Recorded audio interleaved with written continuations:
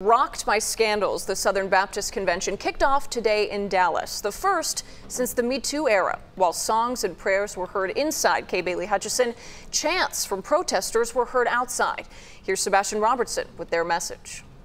Including the election for office. Thousands of high-level leaders in the Southern Baptist Church are setting the course for the future. Many voices are trying to change that direction. We think it's very important that people on the inside and on the outside come together to create this change.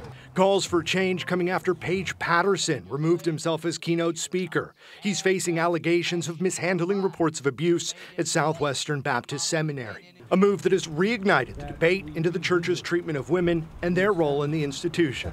That if the church is going to cling to the doctrine of complementarianism, that women can't fulfill every role in the church, and that women aren't equal to men in all respects, then they've got to address the fallout from holding to that doctrine.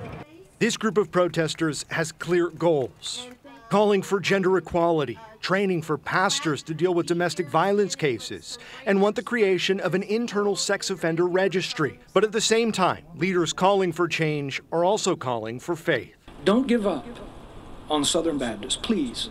Don't give up. I haven't. There are good men and women who are part of this convention.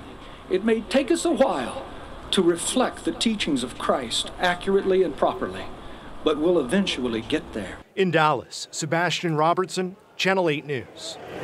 Vice President Mike Pence will speak at the convention tomorrow. His speech is scheduled for 11 a.m.